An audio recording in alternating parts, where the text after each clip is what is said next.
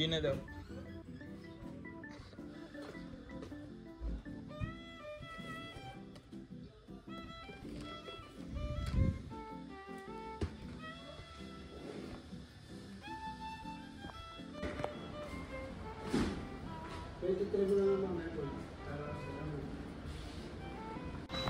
Alright, so we're back for another vlog. Dito tayo ngayon sa Daddy G Cafe. It's about 9:20 in the morning. So may pupuntahan tayo na isang lugar. Siguro ito yung magiging first vlog dun sa area na yan. Ayan. So sasama ko kayo. Enjoy! Okay, so on the way na tayo sa ating pupuntahan. Medyo malayo, pero worth it naman yan. Yung violin ko sa likod. And pag nandun na tayo, ipapakita ko sa inyo. Okay, so dito na tayo. May ginagawa ng bagong showroom. Sir Patrick. Yan, so papacheck din natin yung violin ko. Kasi ito yung pinag ko na bow. Medyo mainit. Ayan. So ito. Basta guys. So bago siyang showroom. So ito yung ginagawa pa lang. Hopefully pagbalik natin ayos na. And pwede siyang mag-cater sa inyo. Ano ba? Ano ba to? Right way sa Kamdaan. Yun. Parang actually mas accessible siya sa Mindanao. Avenue sa may SM, sa mga taga SM dyan. Yun. Yung SM North. Sa may short road, pwede din may access din sa malalapit lang. So madali nyo siyang mapupuntahan. Kaya magkakaroon daw ng ano dito. And then ito yung ayan, dito yung magiging workshop ng Luteria Garcia.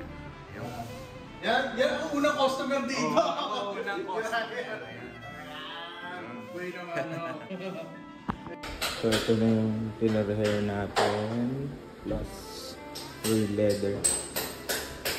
So ayan siya.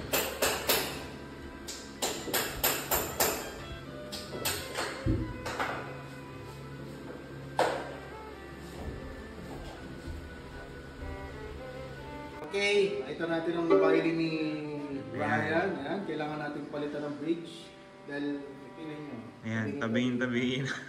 Hindi lang siya tabingin, may tabingin pa siya.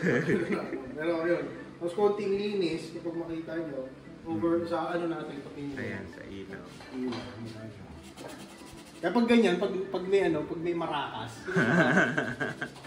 Yan yun ito. Kailangan na yan, Didi. Ibig sabihin, dito wala.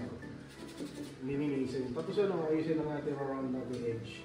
Picture na natin before and after para makita mo. Yan, oo. Maganda naman yun. May pangalan pa eh, no? Oo, may pangalan sa loob eh. Tapos pero ano tawag dito? Overall, okay naman. So, I'll see you again guys after this one. Okay, so iniwan ko muna kay Patrick yung violin for a few days. That was Tuesday. And I was able to get it by the next Tuesday pa. So, may mga gigs ako upcoming. So, nahiram muna ako ng violin. So, ito yung violin na hiniram ko, which is yung binibenta natin from Mirth Music Taiwan. So, if you're interested in buying these instruments, you can check it out sa showroom ni Sir Patrick sa Luteria Garcia in Project 8. So, just a few songs na gamit ko yung violin and you be the judge.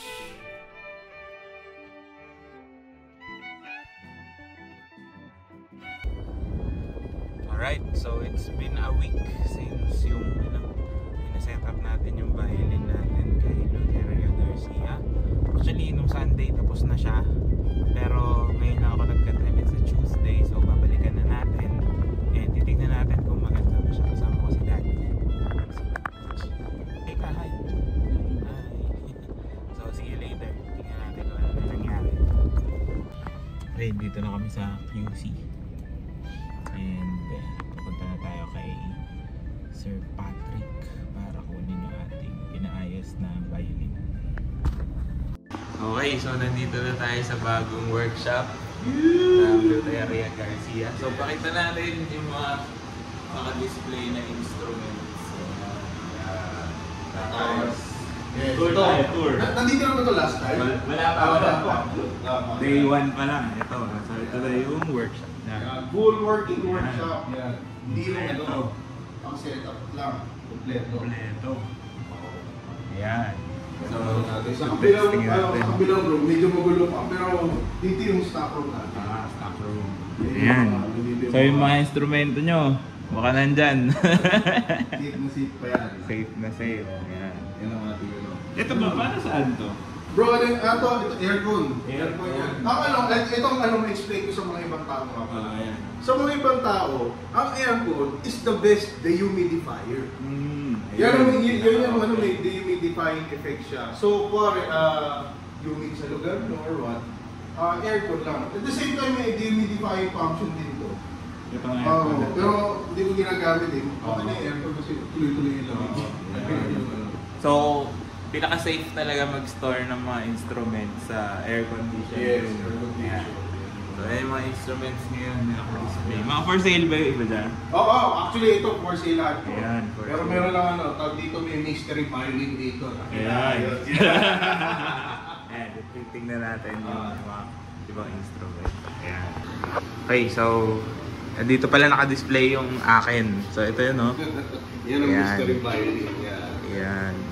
Ayan. So, ano bang ginawa natin dyan? Ang ginawa dito, number one, syempre, ay kita nyo naman, napaka-kinis. Kumikinang-kinang na yan, ha?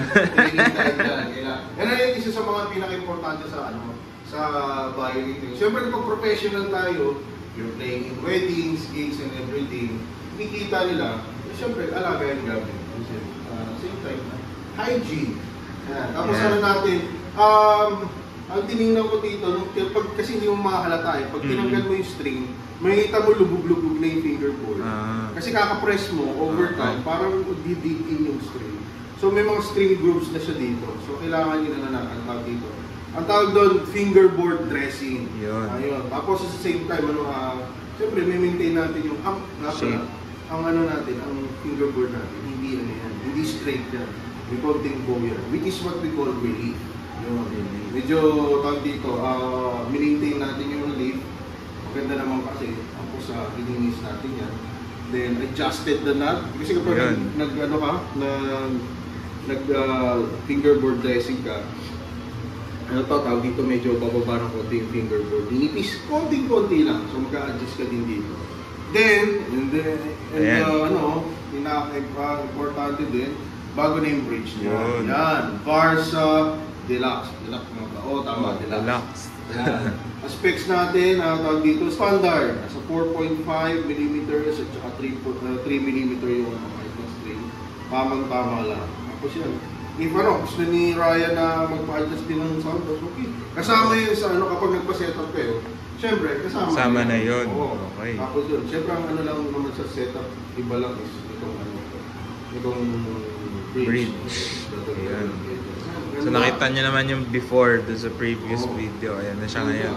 Kumikinang na. Kahit ako na ganda rin itong bilhin na ito. So testingin natin ano may tunog niya. O ayan, palit muna ulit. Lagay natin. So lahat to guys for sale. Message lang kayo sa Facebook page nila.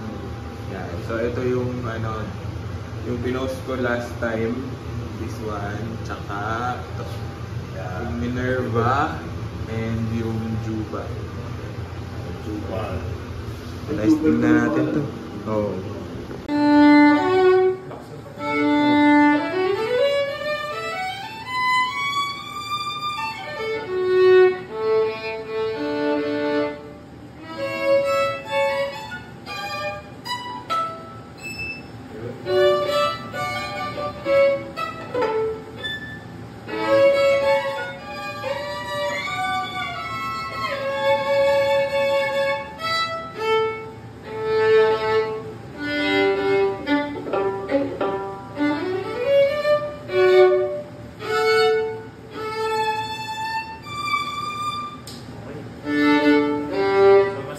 Responsive. Sa bridge. Nakapalit ko na din straight. Alright. Okay. Bow, 7.5. Hindi niya na.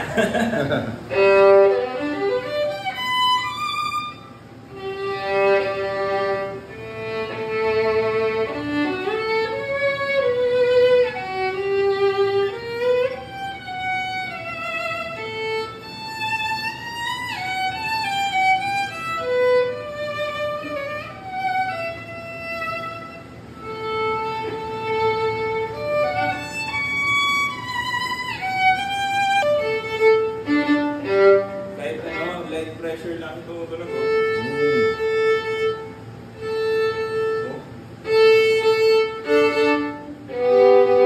Balas. Sulit na to. Balas. Okay, so overall happy naman tayo sa ating violin ngayon. Ayan. So thank you again, sir. So kung gusto nyo magpa-set up dito lang sa Project 8 sa QC. Malapit tayo sa sa Mindanao Avenue. Ayun, Mas accessible sa mga mag-skyway, Oo. meron din mga commute. May Oo. commute na galing Calao Avenue, Calao sa Maynila. Maynila. Sa Carousel, dami. Very accessible. Accessible yung lugar nila. So check nyo na lang, ililink ko sa baba yung Google Maps siguro. Tsaka, yun. So overall, ayan, gusto nyo bumisita, akong customer number 1. So, see you on the next one. Alright, so share ko lang din yung overall na nagastos ko. So sa setup, fingerboard dressing, cleaning, and sa bagong bridge. So umabot siya ng around 4,150. Pero binigyan tayo ng discount ni Sir Patrick. Siguro kasi ang dami ko pinagawa. Anyway, ito yung mga before and after pic. So ayun yung sinasabi niyang grooves kanina. And naayos naman na.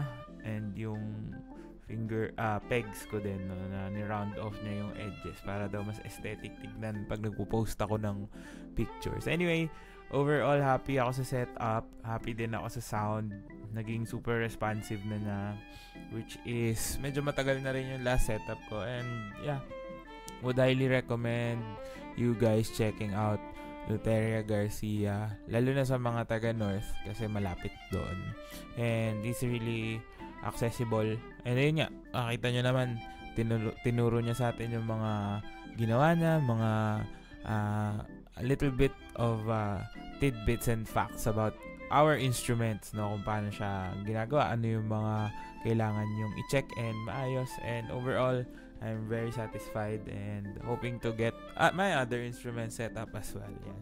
So if you like this content, please do comment below, like and share, and also subscribe to my YouTube channel. Follow me on all my socials. All the links you need nasa baba lang sa description box.